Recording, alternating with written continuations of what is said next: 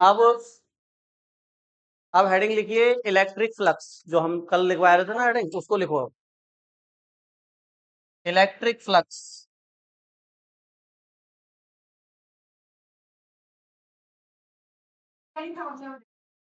Electric flux.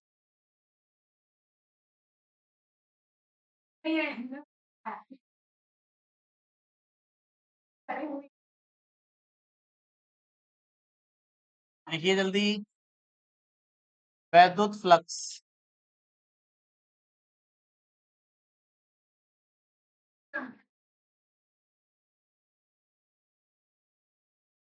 चलो इधर देखो, इलेक्ट्रिक फ्लक्स क्या होता है पहले ये समझ लो। देखो इलेक्ट्रिक फ्लक्स जो है ना, वो रिलेटेड है इलेक्ट्रिक फील्ड से। इलेक्ट्रिक फील्ड पढ़ी थी आपने। जो पॉजिटिव चार्ज होता है इसकी इलेक्ट्रिक फील्ड बाहर की तरफ होती है ना। और जो निगेटिव चार्ज होता है उसकी इलेक्ट्रिक फील्ड अंदर की तरफ होती है। ये तो इतना तो सब जानते ही हैं। तो इस इलेक्ट्रिक फील्ड से रिलेटेड है इलेक्ट्रिक फ्लक्स। क्या होता है इलेक्ट्रिक फ्लक्स, पहले आसान भाषा में समझते हैं, ठीक है। बिल्कुल आसान भाषा में देखो, क्या होता है इलेक्ट्रिक फ्लक्स। मान लो मेरे पास कोई यहाँ पे पॉजिटिव चार्ज है, ठीक है। इस पॉजिटिव चार्ज की इलेक्ट्रिक फील्ड ऐसे ही तो बनेगी बाहर की तरफ। ये मैंने क्या बना दी, इस पॉजिटिव चार्ज की इलेक्ट्रिक फील्ड। अब इस इलेक्ट्रिक फील्ड में मैंने एक सरफेस रख दिया, एक प्लेट रख दी। मान लो क्या रख दी मैंने, एक प्लेट।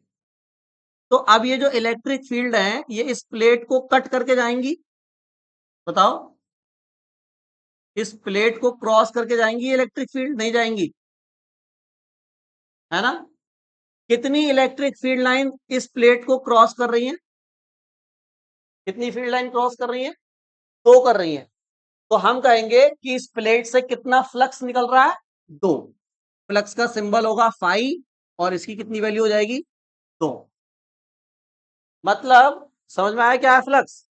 किसी भी सरफेस से कितनी इलेक्ट्रिक फील्ड लाइन क्रॉस करेंगी, क्रॉस करके जानी चाहिए, तभी फ्लक्स काउंट होगा। अगर क्रॉस नहीं कर रही है तो फ्लक्स काउंट नहीं होगा। देखो वैसे तो फील्ड लाइन तीन थी, लेकिन तीसरी वाली क्रॉस नहीं कर रही। कितनी क्रॉस कर रही है, तो फ्लक्स कितना हो गया, समझ गए।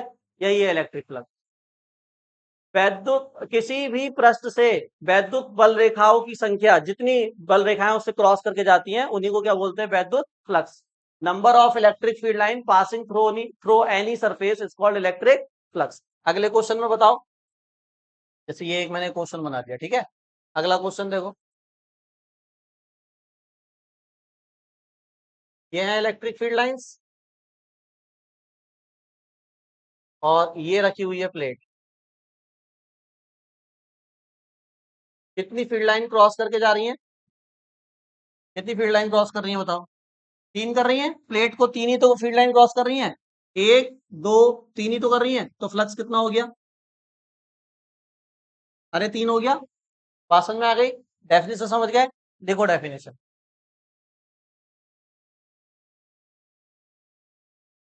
लिखिए। किसी वैद्युत क्षेत्र में, किसी वैद्युत क्षेत्र में,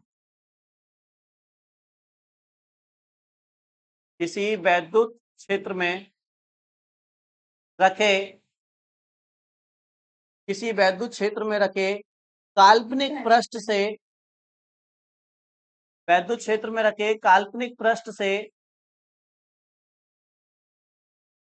काल्पनिक पृष्ठ से गुजरने वाली, काल्पनिक पृष्ठ से गुजरने वाली, गुजरने वाली लंबवत वैद्युत बल रेखाओं की संख्या को गुजरने वाली, गुजरने वाली लंबवत वैद्युत बल रेखाओं की संख्या को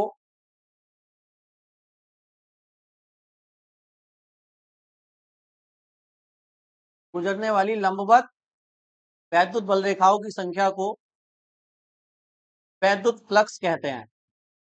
भाई जितनी फील्ड लाइन क्रॉस करेंगी उतना इलेक्ट्रिक फ्लक्स, वैद्युत बल रेखाओं की संख्या को वैद्युत बल रेखाओं की संख्या को वैद्युत फ्लक्स कहते हैं। इंग्लिश में लिखिए, the number of electric field lines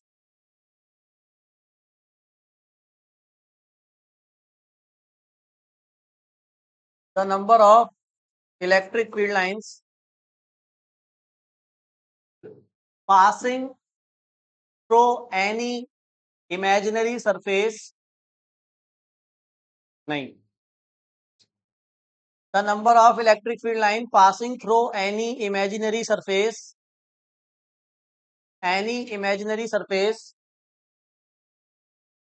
perpendicularly, passing through any imaginary surface perpendicularly is called electric flux, is called electric flux.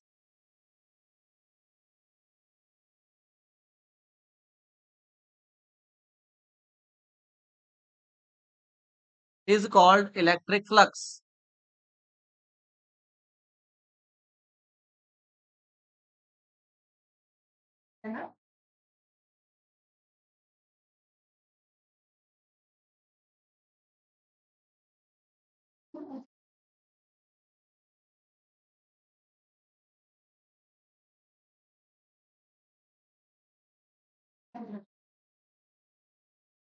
बताना जरा, ये दो क्वेश्चन मैंने और दिए हैं आपको पूछने के लिए। बताना इस थर्ड वाले में कितना इलेक्ट्रिक फ्लक्स है, इसमें कितना इलेक्ट्रिक फ्लक्स है। फाई ई की वैल्यू बताइए।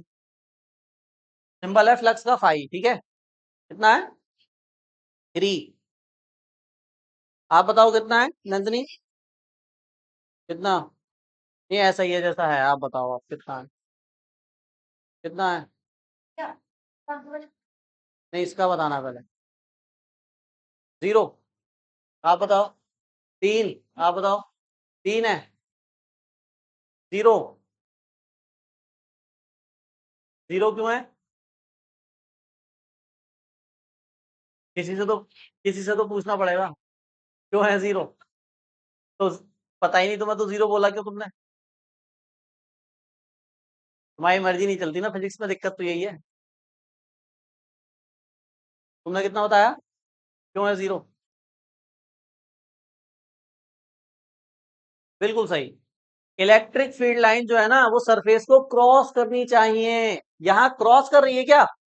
अगर क्रॉस कर रही होती तो मैं एक साइड से गायब कर देता ना इसको। ऐसे देखो, यहां पे सरफेस रखा है और इलेक्ट्रिक फील्ड लाइन इसको टच करके जा रही है।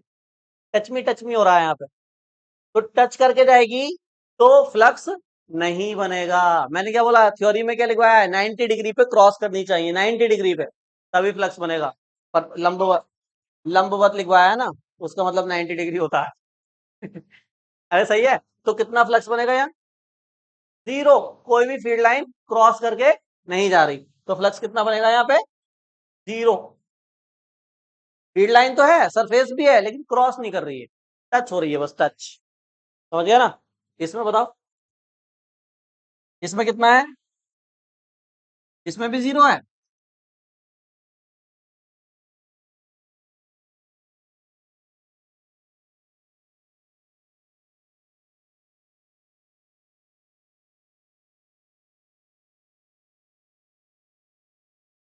कितनी है आप बताओ, कितनी फील्ड लाइन क्रॉस कर रही है? 0। क्यों 0 क्यों?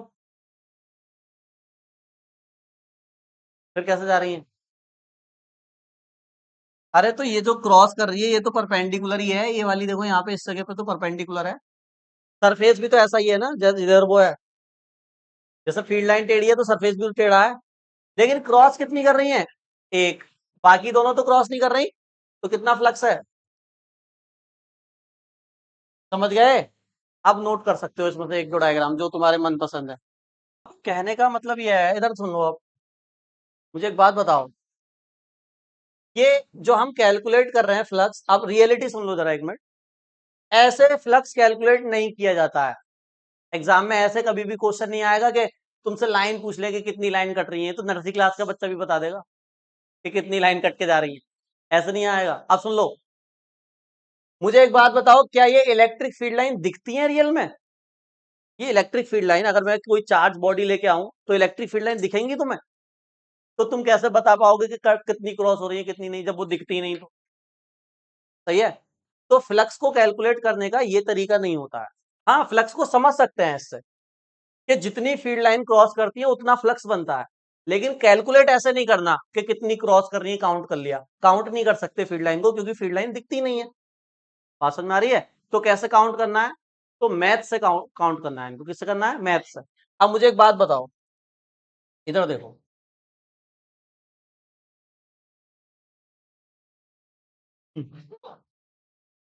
फिजिक्स तो मैथ मैथ ही होती है फिजिक्स में। बिना मैथ के तो फिजिक्स अधूरी है। सही है। ये मैंने इलेक्ट्रिक फील्ड लाइन बना दी। ठीक। अब सुन लो जरा, एक सरफेस ये लिया है मैंने। अब ध्यान देना, ये मैंने एक सरफेस बनाया है। क्रॉस कर रही है फील्ड लाइन, नहीं कर रही है? कर रही है, ठीक है। और एक सरफेस मैंने ये बनाया है।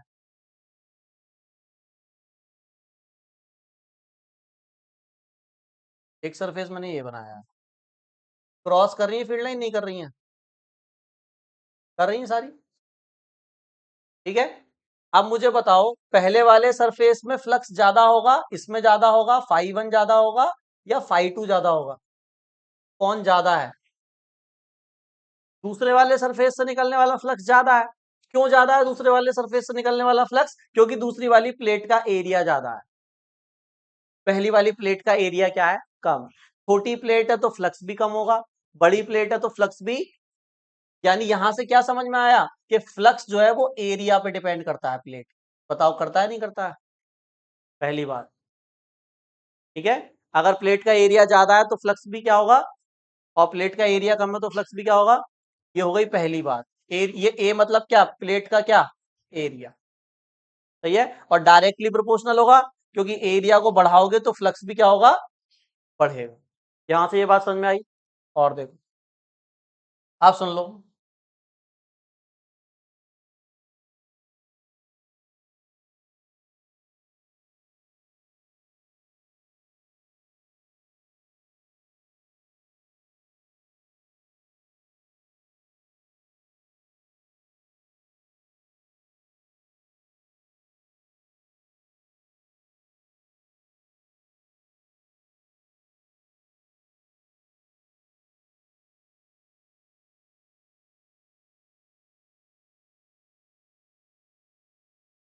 अब यहां पे चेक करना जरा,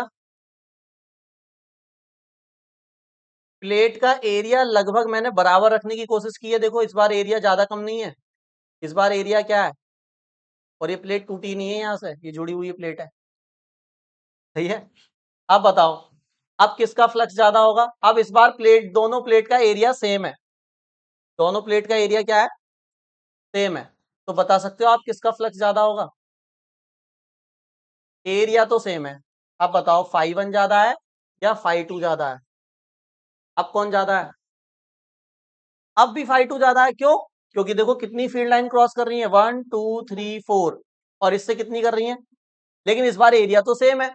तो क्या चीज चेंज हुई है? Electric field.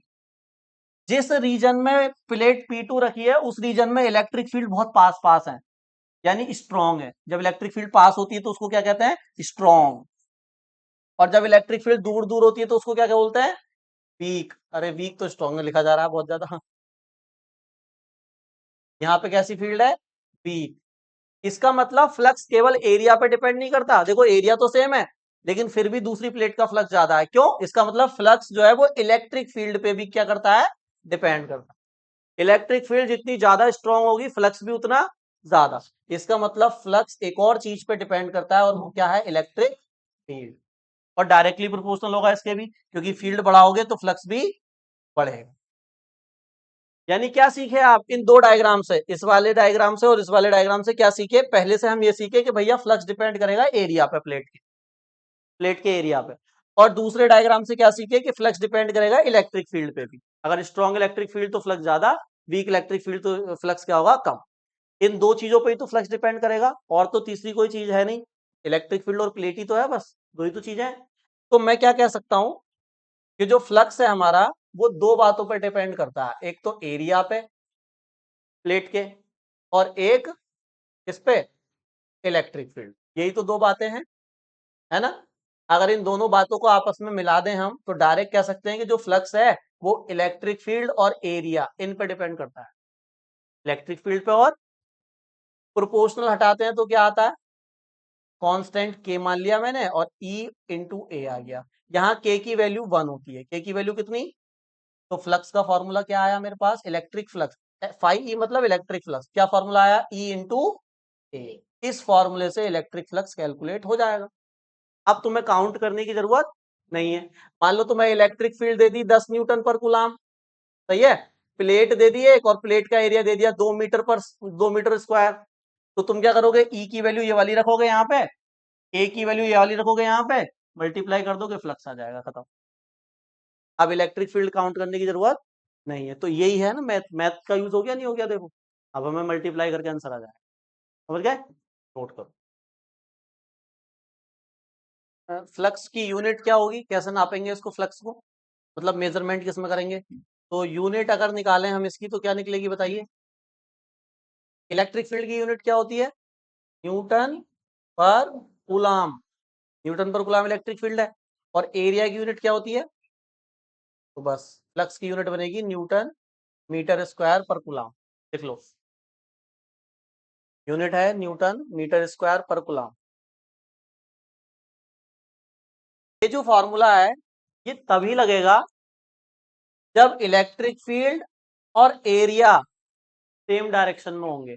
कल एरिया की डायरेक्शन बताई गई थी, चेक करो, यहाँ इलेक्ट्रिक फील्ड की डायरेक्शन इधर है और एरिया की डायरेक्शन भी तो इधर ही है, चेक करो, इधर एरिया तो इधर ही तो होगी। फॉर्मूला कब लगेगा, जब इलेक्ट्रिक फील्ड और एरिया वेक्टर सेम डायरेक्शन में होंगे। कहने का मतलब यह है कि इलेक्ट्रिक फील्ड जब परपेंडिकुलर क्रॉस करेगी, या परपेंडिकुलर ही तो कर रही है क्रॉस, तब ये वाला फॉर्मूला लगेगा ई ए, ठीक है। लेकिन अगर ऐसा हो जाए तो क्या होगा देखना, अब जो मैं डायग्राम बना रहा हूं, इलेक्ट्रिक फील्ड तो ऐसे है,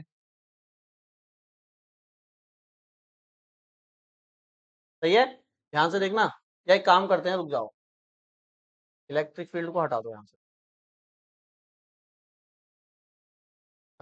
एरिया तो ऐसे है, प्लेट तो ऐसे रखी हुई है, ठीक है, और जो इलेक्ट्रिक फील्ड है वो ऐसे।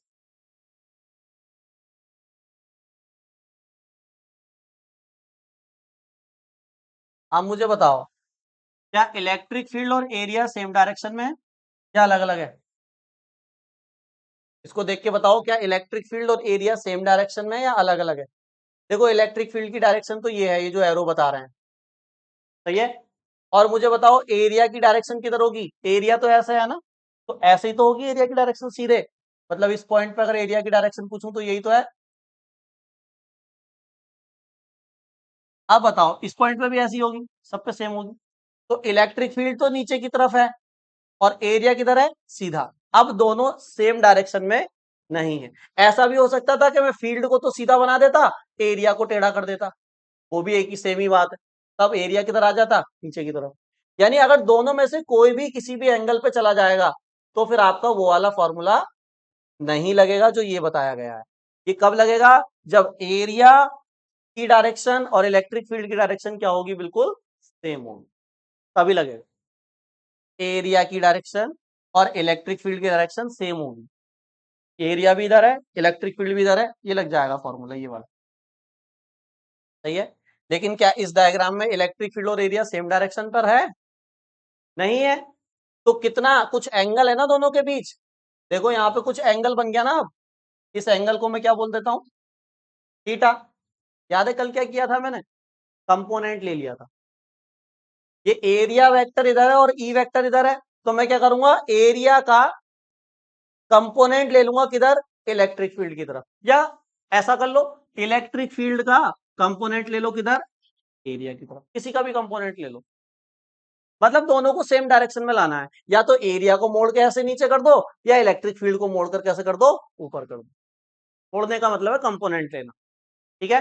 तो अब मुझे बताओ, अब फ्लक्स का फॉर्मूला क्या बनेगा, फ्लक्स इक्वल टू, बताओ किसको किसको कंपोनेंट लोगे, इलेक्ट्रिक फील्ड का लोगे एरिया का लोगे? अगर एरिया का लोगे तो इलेक्ट्रिक फील्ड को ऐसे ही लिख दो, ऐसे ही लिख दिया मैंने। अब एरिया का थीटा की तरफ कंपोनेंट कौन सा आता है? Cos theta. तो कैसे लिखते हैं? ए कॉस थीटा, ये फॉर्मूला लगेगा फिर। यहाँ पे थीटा एंगल है एरिया वेक्टर और इलेक्ट्रिक फील्ड के बीच का। ये 30 भी हो सकता है, ये 45 भी हो सकता है, ये 0 भी हो सकता है। जब ये 0 हो जाएगा तो सीधा आ जाएगा सेम डायरेक्शन में। तो यहाँ देखो cos 0 रखोगे तो E इंटू ए आ जाएगा पहले वाला फॉर्म। हाँ, तब भी cos ही आएगा क्योंकि इलेक्ट्रिक फील्ड का अभी भी तो हम थीटा के वाला कंपोनेंट ले रहे हैं, अभी भी तो वो आप ऊपर ही जा रहे हो। तो इलेक्ट्रिक फील्ड का लोगे तो E cos थीटा आ जाएगा, ए ऐसे ही आ जाएगा, ए भी आ जाएगा भाई। जैसे हम इसका कंपोनेंट लेंगे तो इसको ऐसे ही लिख देंगे, और जब हम इसका कंपोनेंट लेंगे तो इसको ऐसे ही लिख देंगे एरिया। किसी एक को ऐसे ही लिख के दूसरे का कंपोनेंट लेते, बात समझ में आ गई? अगर ये थीटा 0 होगा तो ऐसा ही तो डायग्राम बन जाएगा, फिर तो सेम डायरेक्शन में आ जाएंगे दोनों। तो फिर फॉर्मूला भी तो यही वाला आ जाएगा। देखो अगर मैं थीटा 0 रख दूंगा तो cos 0 कितना होता है? 1 होता है। cos 0 1 होता है, 0 नहीं। तो cos 0 1 करोगे तो ई यही तो बचा, 1 से मल्टीप्लाई तो वही आ जाता है।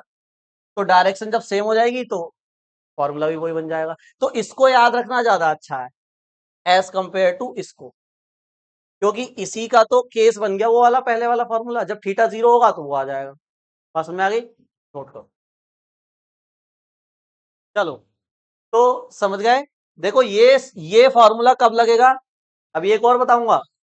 ये फॉर्मूला कब लगेगा? बताओ बताओ। जब इलेक्ट्रिक फील्ड और एरिया सेम होंगे। याद रखो ये छोटी छोटी बात है। ये वाला फॉर्मूला कब लगेगा? जब इलेक्ट्रिक फील्ड और एरिया सेम डायरेक्शन में होंगे। ये कब लगेगा? जब इलेक्ट्रिक फील्ड और एरिया के बीच कितना एंगल होगा? थीटा एंगल होगा।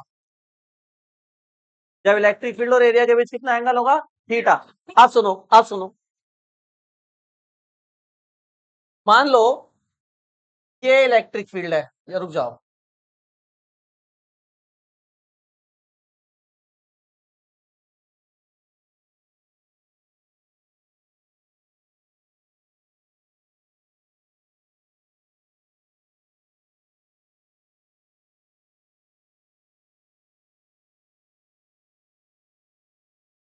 देखना। ये एरिया है, कोई प्लेट है, सही है। लेकिन ये प्लेट सिमेट्रिक है या अनसिमेट्रिक है? किसी भी शेप की है, किसी भी शेप की है। आलू की तरह प्लेट है ये, तो आलू होता है टेढ़ा मेढ़ा कहीं से भी, ऐसी प्लेट बना दी मैंने। तो मुझे बताओ क्या क्या इस प्लेट का एरिया निकालना पॉसिबल है? भाई इस प्लेट का तो तुम एरिया एकदम से बता दोगे भैया रेक्टेंगल है या स्क्वायर है। मैं इसकी लंबाई चौड़ाई बता दूंगा, तो मल्टीप्लाई करके एरिया निकाल लोगे, नहीं निकाल लोगे। लेकिन अगर मैं इस प्लेट का पूछूं एरिया तो बता दोगे तुम? नहीं। तो जब तुम इसका एरिया ही नहीं निकाल पाओगे तो ये फॉर्मूले से फिर एरिया रखोगे क्या? फिर फ्लक्स कैसे निकालोगे? इलेक्ट्रिक फील्ड तो चलो तुम्हें पता चल जाएगा, दिया होगा क्वेश्चन में, लेकिन एरिया नहीं दिया होगा। आ गई लाइट? कैसे पता? ये अंधेरा जब होता है अपने आप जल जाता है। नहीं, अब ज्यादा हो गया ना, थोड़ा दिन ढल रहा है ना, इसलिए इसमें सेंसर लगा हुआ है, कॉमन सेंस। चलो इधर देखो आप, सही है। तो अब यहाँ पे दिक्कत क्या समझ गए कि एरिया भी फिक्स नहीं है। अब सुन लो, जब एरिया फिक्स नहीं है और डायरेक्शन भी नहीं है देखो फिक्स, अगर मैं पूछूं आपसे कि इस पॉइंट पर एरिया की डायरेक्शन क्या होगी, तो इधर ही तो होगी, परपेंडिकुलर होती है एरिया तो एरिया तो इधर होगा। और इलेक्ट्रिक फील्ड किधर है? नीचे की तरफ। तो एंगल भी है, देखो इसमें एंगल भी बन रहा है। कितना एंगल मान लेते हैं, कितना एंगल है? थीटा। लेकिन दिक्कत यह है कि ए नहीं पता मुझे। तो ऐसे क्वेश्चन में आपको क्या करना है कि जो भी एरिया है पूरी प्लेट का, एक छोटा सा एलिमेंट कट कर लो, एक छोटा सा, और उस छोटे से एलिमेंट का एरिया कितना हो मान लोगे? D A. ये ए नहीं है, ये क्या है? डी ए।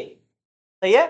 तो डी ए एरिया ले लिया आपने और ई इलेक्ट्रिक फील्ड, तो फ्लक्स निकाल सकते हैं। तो बताओ फ्लक्स जो निकलेगा वो टोटल होगा या वो भी छोटा सा होगा? भाई छोटे से एरिया का छोटा सा फ्लक्स, छोटे से एरिया का छोटा सा फ्लक्स।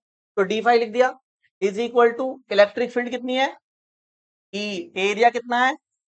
D A. और कॉस थीटा तो आएगा। सही है। ये फॉर्मूला आया। लेकिन मुझे एक बात बताओ, ये फॉर्मूला पूरे एरिया का फ्लक्स है या छोटे से एरिया का? लेकिन मुझे तो पूरे एरिया का चाहिए, क्या करूं? छोटे से को पूरे एरिया का बनाने के लिए क्या करना पड़ेगा? इंटीग्रेशन, समाकलन। इंटीग्रेशन जो होता है वो छोटे छोटे एलिमेंट को जोड़कर टोटल बना देता है। मैथ्स में बहुत सारा इंटीग्रेशन पढ़ना है आप। जो सेकंड बुक है ना आपकी मैथ्स की, इंटीग्रेशन ही इंटीग्रेशन है।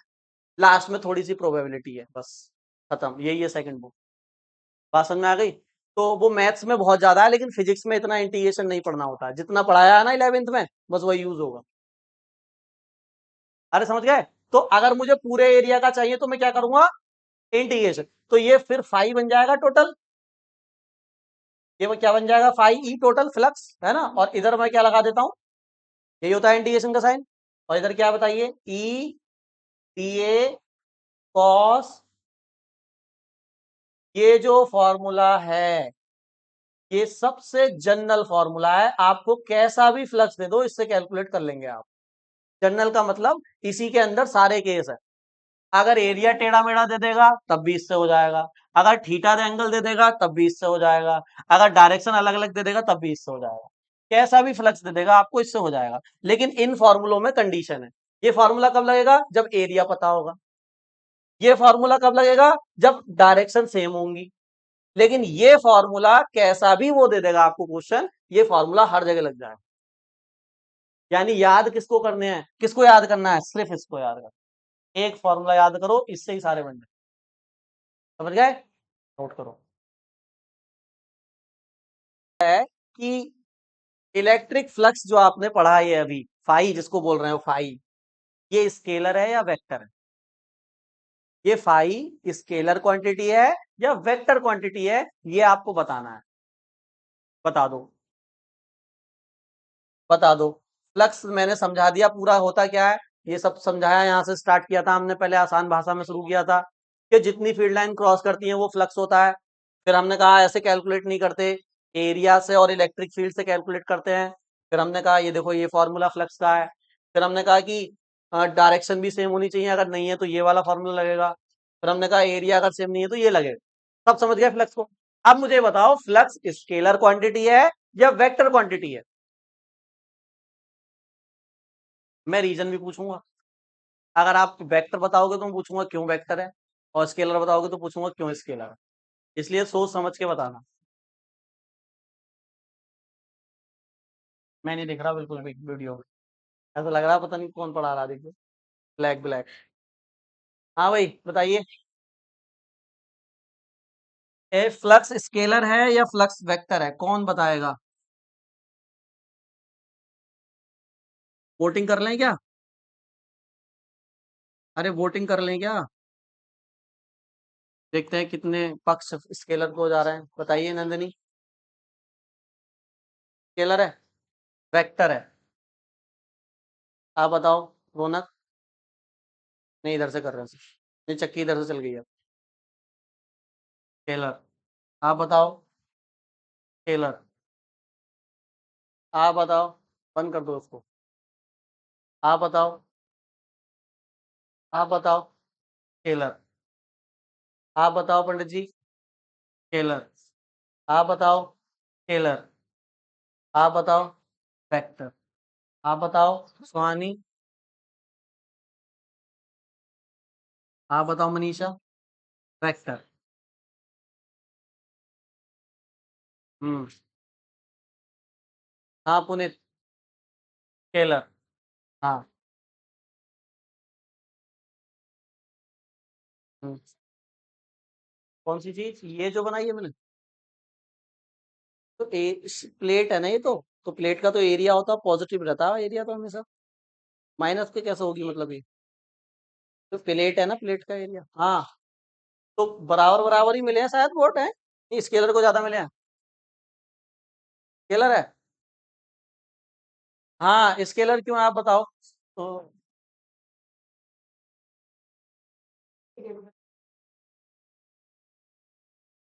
तो फिर वेक्टर हुआ ना ये, तो आपने तो स्केलर बताया। स्केलर क्यों हुआ फिर ये? वेक्टर है तो ये। आपने क्या बताया था? सदिश बताया था, क्यों? मतलब वेक्टर है आप दोनों का भी। अच्छा अच्छा, आपको ने क्या बताया? क्यों स्केलर? अरे एक मिनट शांत रहो। हाँ हाँ, एरिया की डायरेक्शन नहीं होती। एरिया की, हाँ हाँ, मैंने ऐसा कब कहा इलेक्ट्रिक फ्लक्स की डायरेक्शन नहीं होती? मैंने ऐसा कहा भी? ये कहा था इलेक्ट्रिक फ्लक्स की डायरेक्शन नहीं होती। ये कब कहा मैंने? डायरेक्शन की तो बात ही नहीं हुई है। ये नहीं कहा मैंने कि इलेक्ट्रिक फ्लक्स की डायरेक्शन होती है नहीं होती है, तो बताया ही नहीं। तुम बताओ क्यों? तुम बताओ। नहीं, तुम्हें देखना चाह रहा हूँ कितना क्या समझे तुम अब तक जो बताया है। हाँ, तुम बताओ स्केलर है वेक्टर? क्या? जिसमें डायरेक्शन है वो वेक्टर है, जिसमें डायरेक्शन नहीं स्केलर है।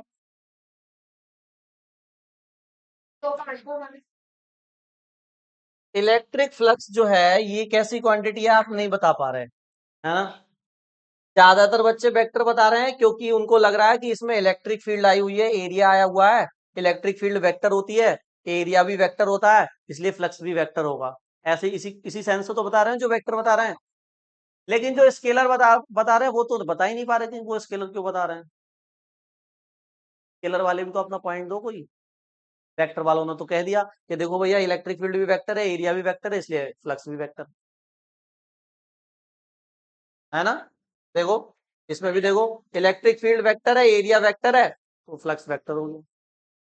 लेकिन फ्लक्स वेक्टर नहीं होता, फ्लक्स स्केलर होता है। फ्लक्स क्या होता है? स्केलर होता है। सही है। लेकिन अब इस बात को कैसे जवाब दोगे इनको कि इलेक्ट्रिक फील्ड तो वेक्टर है, एरिया भी वेक्टर है, तो फ्लक्स तो वेक्टर होना चाहिए। होना चाहिए, इसकी भी डायरेक्शन होती है एरिया की, इलेक्ट्रिक फील्ड की भी डायरेक्शन होती है, तो फ्लक्स की डायरेक्शन क्यों नहीं है? जो डेफिनेशन लिखवाई है उसको पढ़ो जरा। हाँ, डेफिनेशन को एक बार जोर से पढ़ दो। इमेजिनरी सरफेस, ये जो प्लेट है ना इमेजिनरी है हमारी, तो पढ़ो जरा। फ्लक्स क्या है? किसी भी वैद्युत क्षेत्र में किसी भी काल्पनिक पृष्ठ से गुजरने वाली वैद्युत बल रेखाओं की संख्या, लंबवत वैद्युत बल रेखाओं की संख्या। नंबर कोई तो फ्लक्स बोल रहे हो आप, और नंबर के अंदर कोई डायरेक्शन नहीं होती है। देखो, अरे इधर देखो इधर, ये क्या है? ये दो फ्लक्स है यहाँ पे। दो कैसे आया? दो फील्ड लाइन क्रॉस कर रही है। ये तीन फ्लक्स है यहाँ पे, कितनी फील्ड लाइन क्रॉस कर रही है? तीन। तो काउंटिंग जब किसी चीज की करते हैं तो डायरेक्शन थोड़ी बताते हैं। मैं कहूँ कितने स्टूल हैं इस कमरे में, आप काउंट करके बताओगे, डायरेक्शन भी बताओगे क्या? नहीं। यानी नंबर की कोई डायरेक्शन, और फ्लक्स जो है वो नंबर है। किसका नंबर है? फील्ड लाइन का नंबर। फील्ड लाइन का नंबर है तो उस नंबर की कोई डायरेक्शन नहीं होगी। और सुन लो, अब फॉर्मूला कंफ्यूज क्यों कर रहा है? फॉर्मूला भी कंफ्यूज नहीं कर रहा। 11th में आपको वेक्टर प्रोडक्ट पढ़ाए गए थे दो, एक था ए क्रॉस बी और एक था ए डॉट बी, याद है? इसका जो आंसर आता था वो वेक्टर आता था, और फॉर्मूला क्या था? ए बी साइन थीटा, और डायरेक्शन होती थी एन कैप। इसको कहते थे वेक्टर प्रोडक्ट। क्या कहते थे? मतलब इन दोनों का प्रोडक्ट अगर ऐसे करोगे तो आंसर भी वेक्टर आएगा। आंसर भी क्या आएगा? लेकिन अगर डॉट करोगे तो आंसर आता था स्केलर, यानी नंबर में ए बी कॉस, डायरेक्शन नहीं आएगी कुछ भी। अब मुझे बताओ ये जो फॉर्मूला है ये नीचे वाले की तरह है या ऊपर वाले की तरह है? ये नीचे वाले की तरह है, यानी ये स्केलर प्रोडक्ट है, और स्केलर प्रोडक्ट स्केलर ही होता है। अगर दो वेक्टर का स्केलर प्रोडक्ट लोगे तो आंसर स्केलर आएगा। ये भी वेक्टर है और ये भी वेक्टर है, जैसे यहाँ पे ये भी वेक्टर है, ये भी वेक्टर है, लेकिन प्रोडक्ट कौन सा कराया आपने? स्केलर हुआ, तो आंसर भी क्या आएगा? स्केलर आएगा। और मैंने डेफिनेशन से भी समझा दिया कि ये स्केलर क्यों है, क्योंकि ये संख्या है इलेक्ट्रिक फील्ड। तो इस फॉर्मूले को ऐसे भी लिखा जा सकता है, कैसे? E vector dot A vector. देखो जैसे ये लिखा हुआ है, इसको ओपन करोगे तो फिर से cos थीटा आ जाएगा इसके अंदर। तो ऐसे भी लिख सकते हैं इसको हम, E vector dot A vector. ठीक है, लिख लो वहां पे, वेक्टर में लिख लो।